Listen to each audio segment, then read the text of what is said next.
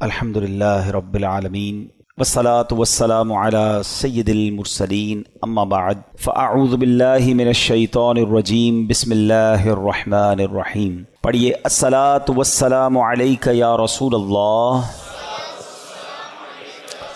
وعلی آلک واصحابک یا حبیب اللہ۔ الصلاة والسلام علیک یا نبی اللہ وعلی آلک واصحابک یا نور اللہ۔ درود پاک پڑھنے کے بے شمار فضائل و برکات ہیں۔ میرے آقا مدینے والے مصطفیٰ صلی اللہ تعالیٰ علیہ وسلم کا فرمان ہے، جب جمعرات کا دن آتا ہے تو اللہ تعالیٰ فرشتوں کو بھیجتا ہے جن کے پاس چاندی کے کاغذ ہوتے ہیں، سونے کے قلم ہوتے ہیں۔ اسپیشل پریپریشن ہوتی ہے فرشتوں کی آن دا ڈے آف تھرسڈے۔ کیا کرتے ہیں؟ چاندی کے کاغذ اور گولڈ کے سونے کے قلم ہوتے ہیں، وہ لکھتے ہیں، اس دن لکھتے ہیں کہ کون یوم جمعرات اور شب جمعہ مجھ پر کثرت سے درود پاک پڑھتا ہے۔ یعنی آج اسپیشل ارینجمنٹ ہے خاص درود پاک پڑھنے والوں کے لیے، تو ہمیں جمعرات، پھر جمعرات کی رات، جمعے کا دن کثرت سے درود پاک پڑھنا چاہیے۔ مل کر محبت کے ساتھ درود پاک پڑھ لیں۔ صلو علی الحبیب صلی اللہ تعالی علی محمد صلی اللہ علیہ وآلہ وسلم۔ عاشورہ کا دن یہ کتنا ہسٹوریکل ڈے ہے، کیسے کیسے عظیم واقعات عاشورے کے دن ہوئے، اور پھر وہ واقعہ ہوا جو آج بھی مسلمانوں کو تڑپا دیتا ہے۔ کربلا کے میدان میں بھوکا پیاسا اور ظلم کے ساتھ نواسہ رسول امام حسین اور ان کے پورے قافلے کو جس طرح بے دردی سے شہید کیا گیا، اور جو ظلم کیا گیا وہ آج بھی سنتے ہیں تو دل دہل اٹھتا ہے۔ تو آج ہم کچھ امام حسین رضی اللہ تعالیٰ عنہ کی فضائل پر، اور اس کے بعد ان یزیدیوں کا کیا بنا۔ کربلا کے بعد تو وہ ایک طرح سے ون کر گئے تھے نا، اگر ہم فگرز کی بات کریں تو وہ اسٹریٹجیکلی تو ون کر گئے تھے، مگر پھر ہوا کیا؟ ان کو کیا وہ راس آئی وہ حکومت، اور کیا انہوں نے مزے کیے؟ کیونکہ وہ تو چاہتے تھے کہ امام حسین بھی یزید کی بیعت کر لیں، مگر اس کے بعد کنٹرول کیسا ملا اور ان کا نتیجہ کیا نکلا؟ بہت سارے درس ہیں ہمارے پاس آج کے بیان میں، اور یقیناً یہ دل کو افسردہ کرنے والی باتیں بھی ہیں۔ مگر اس سے پہلے میں کہ آپ کو پیر مہر علی شاہ صاحب، سبحان اللہ، جیسے سیدی اعلیٰ حضرت ہے نا، آئے ہائے، پیر مہر علی شاہ صاحب بھی کمال کی شخصیت ہیں۔ اللہ نے کمال کا عشق رسول عطا فرمایا اور کمال کا علم بھی عطا فرمایا۔ مگر آپ کا ایک واقعہ سنیے گا آپ۔ ایک بار ایک پادری آپ کے پاس آیا، عیسائیوں کا پادری تھا، اور وہ کہتا ہے کہ قرآن پاک میں آپ کا دعویٰ یہ ہے کہ تمام چیزوں کا ذکر ہے، ہر بات کی اس کے اندر جو ہے وہ ڈیٹیل موجود ہے، تو امام حسین تو آپ کے نبی کے نواسے ہیں، اور اسلام کی خاطر اتنی بڑی قربانی دی، کربلا کے میدان میں سب کچھ لٹا دیا، لیکن ان کا ذکر تو قرآن مجید میں موجود نہیں ہے۔ پیر مہر علی شاہ صاحب سے وہ کہتے ہیں، پیر مہر علی شاہ صاحب نے اس انگریز کا، اس پادری کا یہ اطمینان کے ساتھ اعتراض سنا، اور آپ نے کہا کہ کیا آپ نے قرآن پورا پڑھا ہے؟ وہ پادری کہتے ہیں، ہاں میں نے پورا قرآن پڑھا ہے، اور قرآن میں اپنی جیب میں رکھ کے گھومتا ہوں، جو بکلیٹ تھی قرآن کی وہ ساتھ ہی رکھتا تھا۔ تو آپ نے فرمایا، اچھا ایسا کرو کہ قرآن پڑھو میرے سامنے، تم کہتے ہو ذکر نہیں ہے، میں تمہیں بتاتا ہوں کہاں ذکر ہے، قرآن پڑھو۔ کہاں سے پڑھوں گا؟ کہیں سے بھی پڑھو، قرآن جدھر سے بھی پڑھنا ہے پڑھو۔ وہ پادری حیران ہو گیا۔ اب قرآن اسٹارٹ کرنے سے پہلے اس نے پڑھی بسم اللہ الرحمن الرحیم۔ پیر مہر علی شاہ صاحب نے کہا بس رک جاؤ، بسم اللہ الرحمن الرحیم پڑھی ہے نا، تو اب غور سے سنو۔ اور آپ نے فرمایا کہ بسم اللہ شریف کے علم العادات کے لحاظ سے 786 اعداد ہیں، آپ بھی جانتے ہوں گے 786 یہ جو ہے نا اعداد بنتے ہیں، یہ ایک پورا علم ہے علم العادات کا۔ تو آپ نے فرمایا کہ نوٹ کرو، بسم اللہ الرحمن الرحیم میں 786 عدد ہیں، اور امام حسین جو لفظ امام حسین ہے اس کے عدد ہیں 210، لکھو اپنے پاس۔ امام حسین کا سن پیدائش ہے 4 ہجری، لکھو آگے 4۔ آپ کا سن شہادت 61 ہجری ہے، لکھو آگے 61۔ لفظ کرب و بلا کے جو عدد بنتے ہیں وہ بنتے ہیں 261، لکھو 261۔ امام حسن کے عدد بنتے ہیں 200۔ امام حسن کا شہادت جو سن ہے وہ ہے 50 ہجری۔ اب ان سب کو ٹوٹل کرو، جب اس نے ٹوٹل کیا تو اس کا رزلٹ بھی 786 آتا ہے۔ ہمارے علماء کا علم دیکھو. اب اس پادری کے سامنے آپ فرماتے ہیں ابھی تو ایک ہی آیت پڑھی ہے, اس میں امام حسین کا نام بھی موجود ہے, ان کی پیدائش کا سن کا ذکر بھی موجود ہے, امام حسین کی سال شہادت کا ذکر بھی موجود ہے, امام حسین کے بھائی جان امام حسن کا نام بھی موجود ہے. اس آیت سے پتہ چل گیا کہ یہ دونوں بھائی بھی ہیں. آگے چلو گے تو قرآن میں اور بھی اس طرح کے واقعات مل جائیں گے. اللہ اکبر. جب پادری نے بسم اللہ الرحمن الرحیم کی تفسیر کا یہ انداز پیر مہر علی شاہ صاحب سے سنا تو اس کا دل نور ایمان سے جگمگایا, وہ کلمہ پڑھ کر مسلمان ہو گیا. یہاں پر علم قرآن اور علماء کرام کو اللہ پاک نے کیسا مقام دیا ہوا تھا یہ بھی ہمیں سیکھنے کو ملتا ہے. اور سبحان اللہ, پھر نگاہ ولی میں وہ تاثیر دیکھی, بدلتی ہزاروں کی تقدیر دیکھی. اچھا پھر آگے یہاں پر یہ بھی یاد رہے یہ تو ایک علم العادات کے ذریعے جواب تھا, ورنہ بسم اللہ شریف کے اندر کیا کچھ موجود ہے. مولا علی شیر خدا کرم اللہ تعالی وجہ الکریم, آپ پتہ ہے کیا ہے, آپ باب صلی اللہ کہلاتے ہیں. ہم نے منقبت میں سنا نا, وہی جن کو باب صلی اللہ کہیں. باب صلی اللہ کا مطلب کیا ہے؟ آقا فرماتے ہیں, حدیث پاک کا مضمون ہے, میں علم کا شہر ہوں اور علی اس کا دروازہ ہے, یعنی باب ہے اس شہر کے. تو آپ فرماتے ہیں کہ اگر میں چاہوں تو بسم اللہ کی تفسیر سے 70 اونٹ بھر دوں. یعنی اس کا مطلب یہ ہوا کہ اتنے کاغذوں پر اتنی بکس بن جائیں گی تفسیر کی, صرف بسم اللہ شریف کی, کہ 70 اونٹوں پر اس کو رکھا جائے گا تب جا کر کمپلیٹ ہوگی. تو یہ ہے قرآن اور یہ ہے علم القرآن جو ہمارے اسلاف کو معلوم تھا. مگر آج ہم قرآن سے بہت دور ہیں, ہم قرآن پڑھتے نہیں ہیں. اچھا یہ تو ایک فی البدی جواب تھا پیر مہر علی شاہ صاحب کا کہ جناب علم العادات سے یہ ذکر کیا, مگر قرآن مجید فرقان حمید میں اہل بیت اطہار کا صراحت کے ساتھ اور سبحان اللہ گویا ان کی شان اور ان کی منقبت قرآن بیان کرتا ہے. کتنی خوبصورت ایک آیت ہے قرآن پاک کی, پارہ 22 ہے, سورہ احزاب, آیت نمبر ہے 33. اللہ قرآن میں ارشاد فرماتا ہے انما یرید اللہ لیذھب عنکم الرجس اہل البیت ویطہرکم تطہیرا.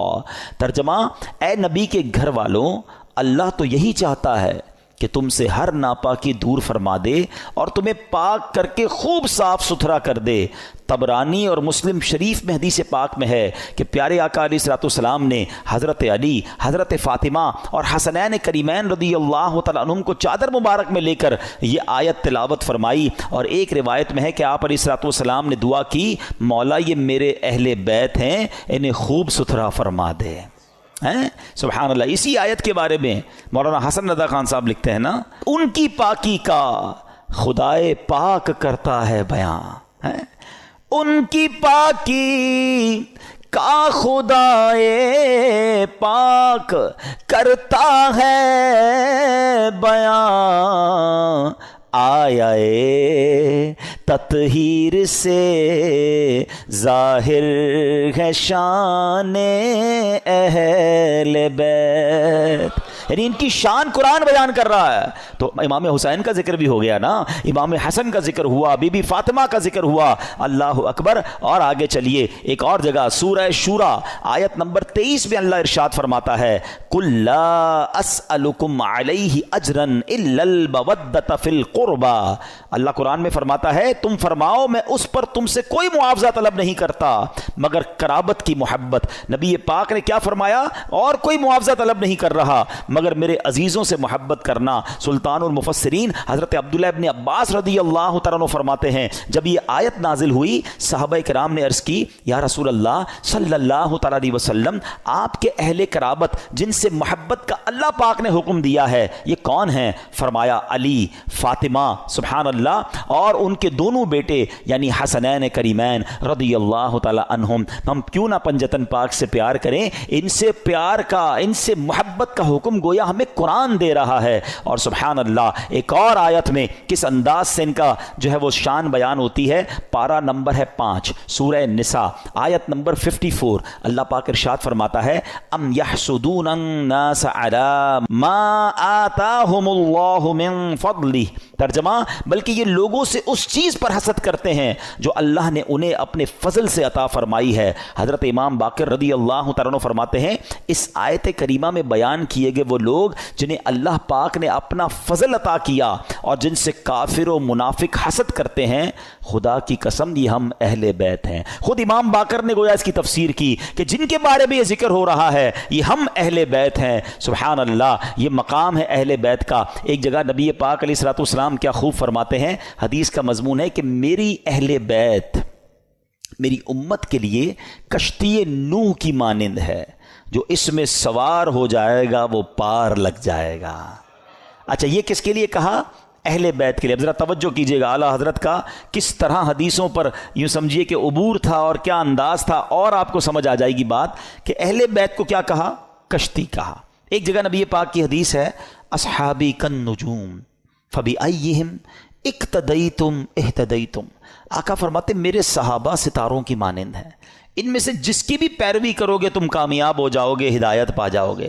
اب ذرا میرے ساتھ رہیے گا. صحابہ کو کیا کہا؟ ستارے، سٹارز. کیا کہا؟ ستارے. اور اہل بیت کو کیا کہا؟ کشتی. ہیں اچھا اب دونوں سے ہمیں تو محبت کرنی ہے، دونوں کا پیار دل میں ہونا یہ ایمان کے لیے ضروری ہے. انفارچونیٹلی آج ایسا دور آ گیا ہے کہ کچھ لوگ صرف صحابہ کی بات کرتے ہیں، اہل بیت کی بات نہیں کرتے. کچھ صرف اہل بیت کی بات کرتے ہیں، صحابہ کی بات نہیں کرتے. ہمیں اللہ نے کیسا پیارا عقیدہ دیا، کتنا خوبصورت ایمان دیا کہ صحابہ سے بھی ہمیں پیار ہے، اہل بیت سے بھی ہمیں پیار ہے. اچھا پھر سیدی اعلیٰ حضرت نے ان دونوں حدیثوں کو کس طرح ایک شعر میں پرو دیا، جو میں پہلے بیان سٹارٹ میں کہہ رہا تھا نا کہ اعلیٰ حضرت کو پڑھو تو سمجھ آئے گا وہ کیا ہستی ہیں، کیا مقام ہے، علم کیسا تھا. سیدی اعلیٰ حضرت کہتے ہیں اہل سنت، ہم اہل سنت والے ہیں نا، سب سے پیار ہے نا، صحابہ سے بھی اہل بیت سے بھی. سنو اہل سنت کا ہے بیڑا پار، اصحاب حضور نجم ہیں اور ناؤ ہے عطرت رسول اللہ کی. کہتے ہیں اہل سنت والوں کا تو بیڑا پار ہی لگنا ہے. اب جو تھوڑا سا اسٹڈی کرتے ہیں کہ یہ جو سمندر پار کرنے کے لیے دو چیزیں بڑی ضروری ہیں، اچھی کشتی اور ستارے ہیں. اب تو کمپاس وغیرہ آ گئے، ورنہ پہلے ستاروں سے ہی راستہ تلاش کیا جاتا تھا. تو فرمایا ہمارا تو بیڑا پار ہونا ہے، کشتی جو ہے ہماری جو اہل بیت ہے اور ستارے جو ہیں وہ ہمارے صحابہ ہیں. دونوں کا پیار دل میں ہے، دونوں کو فالو ہم کر رہے ہیں، انشاءاللہ بیڑا پار لگ جانا ہے. تو یہ ہے اہل بیت. اچھا اب اہل بیت کو ذرا وسیع طریقے سے ایک براڈ مینٹالٹی کے ساتھ سمجھیے کہ اس میں کون کون شامل ہیں. خاص اہل بیت کا ذکر تو آپ نے سن لیا کہ نبی پاک نے اپنی چادر میں بی بی فاطمہ اور حسنین کریمین کو لیا، ایک جگہ مولا علی کے بارے میں فرمایا گیا. لیکن یعنی اہل بیت میں شامل کس کس کو کیا گیا؟ علماء فرماتے ہیں، اور بھی قرآن پاک کی چونکہ آیات ہیں، تو اہل کا معنی ہے والا اور بیت کا معنی ہے گھر. یعنی اہل بیت کا مطلب ہوا گھر والا. تو اہل بیت کے جو نبی پاک کے گھر والے وہ کون ہیں؟ تو سب سے پہلے پیارے آقا کی ازواج مطہرات، ٹھیک ہے، جنہیں قرآن کریم نے کیا کہا؟ امہات المومنین، مومنین کی ماں کہا. تو یہ پیارے آقا کے اہل بیت میں ہیں. پھر پیارے آقا علیہ الصلوۃ والسلام کی تمام اولاد پاک، آپ کے تمام شہزادے، چاروں شہزادیاں اور ان شہزادیوں کی اولاد، ان سب کو اہل بیت کہا جاتا ہے. سبحان اللہ. اور پھر بی بی عائشہ صدیقہ رضی اللہ تعالیٰ عنہ کا مرتبہ یہ ہے. اہل بیت میں تو ساری ازواج مطہرات ہیں، کیونکہ مولانا حسن رضا خان صاحب کی منقبت چل رہی تھی. تو آپ جب نبی پاک علیہ الصلوۃ والسلام کے ساتھ کمرے میں ہوتی اور جبریل امین جب وحی لے کر آتے نا، تو حجرہ عائشہ میں داخل ہونے سے پہلے اجازت لیا کرتے ہیں کہ حضور کیا میں اندر آ سکتا ہوں؟ Look at the status of that particular house. حجرہ عائشہ. اچھا حجرہ عائشہ کون سا ہے پتہ ہے آپ کو؟ آج جو ہم سنہری جالیوں پہ حاضری دیتے ہیں نا، جو نبی پاک آج جہاں جلوہ فرما ہے، یہ وہی گھر تھا، یہ وہی کمرہ تھا، یہ وہی حجرہ عائشہ تھا جو آج روضہ رسول بنا ہوا ہے. مولانا حسن کیا لکھتے ہیں؟ ان کے گھر میں بے اجازت جبرائیل آتے نہیں، ان کے گھر میں بے اجازت جبرائیل آتے نہیں، قدر والے جانتے ہیں قدر و شان اہل بیت۔ تو بہرحال اہل بیت کی کیا بات ہے، سبحان اللہ، یہ گھرانہ میرے حضور کا ہے، اور پھر اسی گھرانے کے چشم و چراغ امام حسین رضی اللہ تعالیٰ عنہ نے جو قربانی کی داستان رقم کی، سبحان اللہ، نانا کے دین کے پرچم کو اپنا سر کٹا کر بلند کر دیا۔ امام حسین ایسی باکرامت شخصیت ہیں کہ آپ کی جو ولادت ہے نا، آپ کی جو برتھ ہے، وہ برتھ بھی کرامت ہے۔ آپ 6 مہینے میں، آپ کا جو حمل تھا ماں کے پیٹ میں آپ رہے، وہ 6 مہینے رہے، اور یاد رہے کہ پوری دنیا میں سیدنا یحییٰ علیہ السلام اور امام عالی مقام امام حسین کے علاوہ کوئی ایسا بچہ زندہ نہیں رہا جس کی مدت حمل 6 ماہ ہوئی ہو۔ یعنی آپ فرام دا ڈے 1 آپ کی ولادت ہی کرامت ہے۔ اور سبحان اللہ، آپ کے رخسار مبارک کا حال یہ تھا، آپ کے چہرے پر نور ایسا تھا کہ آپ کے دونوں رخسار سے ایسا نور نکلتا تھا کہ کمرے اور دیواریں روشن ہو جایا کرتی تھیں۔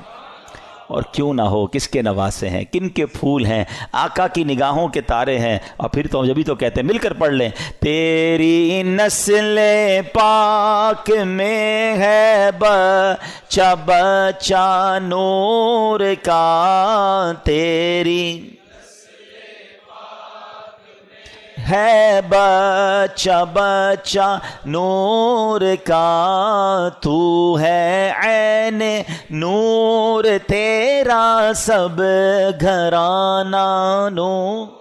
سبحان اللہ۔ اب یہ جو امام حسین رضی اللہ تعالیٰ عنہ جب کربلا کے لیے روانہ ہوئے نا، تو آپ سے مزید کرامتوں کا ظہور ہوا، اور علماء کہتے ہیں یہ جو کرامتیں تھیں نا، بیسیکلی یہ اتمام حجت کے لیے تھیں، مزید ان کو سمجھانے کے لیے تھی کہ دیکھو میں کون ہوں، میرے ساتھ کیسے معاملات ہو رہے ہیں، مجھ پر ظلم نہ کرو۔ مگر ان ظالموں کی آنکھوں پر لالچ کا ایسا پردہ تھا۔ امام حسین فرسٹ آف آل آپ نے مدینے سے کوچ کیا اور اب مکے آیا۔ اب اسی راستے میں سیدنا ابن مطیع رحمۃ اللہ تعالی سے ملاقات ہوئی۔ انہوں نے عرض کی کہ حضور میرے کنویں کا پانی بہت کم ہے، برائے کرم آپ دعائے برکت سے نواز دیجئے۔ آپ رضی اللہ تعالیٰ عنہ نے اس کنویں کا پانی طلب کیا، اور جب پانی کا ڈول حاضر کیا گیا تو آپ نے اس میں سے پانی کچھ پیا بھی، نوش بھی فرمایا اور کلی بھی کر دی، اور ڈول کو واپس کنویں میں ڈال دیا گیا۔ جب وہ پانی جو ہے وہ کنویں میں گیا، کنویں کا پانی بھی بڑھ گیا اور میٹھا اور لذیذ بھی ہو گیا۔ سبحان اللہ۔ تو یہ امام حسین کی کرامتوں کا سلسلہ رہا۔ اس کے بعد جب آپ بالکل ایگزیکٹلی 10 محرم الحرام کا دن آ گیا، یاد رہے کہ وہ دن جمعہ کا دن تھا، 10 محرم الحرام جب یہ واقعہ ہوا، کربلا کے میدان میں آپ خطبہ ارشاد فرما رہے ہیں، ان کو سمجھا رہے ہیں کہ دیکھو میں کون ہوں، یہ ظلم مت کرو۔ تم کیا جواب دو گے جس کا کلمہ پڑھتے ہو اس نبی علیہ الصلوۃ والسلام کو؟ اس وقت آپ کے جو خیمے تھے، جہاں خاندان کے افراد تھے، وہاں خندق میں ایک آگ بھی جل رہی تھی۔ تو ایک بد زبان یزیدی نے بکواس کرتے ہوئے کہا کہ اے حسین، تم نے وہاں کی آگ سے پہلے یہیں آگ لگا دی ہے۔ یعنی معاذ اللہ وہ یہ کہنا چاہ رہا تھا کہ اے حسین، مرنے کے بعد بھی تمہیں جہنم کی آگ میں جانا ہے۔ امام علی مقام نے جب یہ سنا تو آپ نے کہا کہ اے دشمن خدا، تو جھوٹا ہے کیا؟ تو یہ گمان کرتا ہے کہ میں دوزخ کی آگ میں جاؤں گا؟ امام علی مقام کے قافلے کے جانثار نے کہا کہ آپ مجھے اجازت دیں تو میں ابھی اس کا سر قلم کر دوں۔ آپ نے اجازت نہیں دی۔ آپ نے فرمایا حملے کا آغاز ہماری طرف سے نہیں کرنا، ہو سکتا ہے یہ پرووک کر رہے ہوں، یہ اس لیے ہمیں کہہ رہے ہیں کہ ہماری طرف سے پہل ہو جائے، اور یہ کہیں ہم نے تو حملہ نہیں کیا تھا، امام حسین والوں نے پہلے حملہ کیا۔ حالانکہ اس قدر بڑی گستاخی کی تھی، آپ نے اپنے ساتھی کو روک دیا، مگر آپ نے اللہ کی بارگاہ میں دعا کی۔ دل بڑا دکھا ہوا تھا کہ ایسی بات اس نے کر دی۔ آپ نے کہا اے رب قہار، اس کو عذاب نار سے قبل بھی اس دنیا میں بھی آگ کا عذاب عطا فرما۔ آپ کی دعا قبول ہوئی۔ وہ بندہ جو گھوڑے پہ بیٹھا تھا، اس کی گھوڑے کو جھٹکا لگا، گھوڑا خود ہی دوڑتا ہوا گیا، اور وہ گھوڑے سے جب جہاں گرا تو وہاں آگ لگی ہوئی تھی۔ اسی خندق میں یہ بندہ جا کر گرا، اور وہ بد نصیب آگ میں جل کر بھسم ہو گیا۔ امام علی مقام نے سجدہ شکر ادا کیا اور اللہ تعالیٰ کی بارگاہ میں عرض کی کہ یا اللہ، تیرا شکر ہے کہ تو نے آل رسول کے گستاخ کو سزا دی۔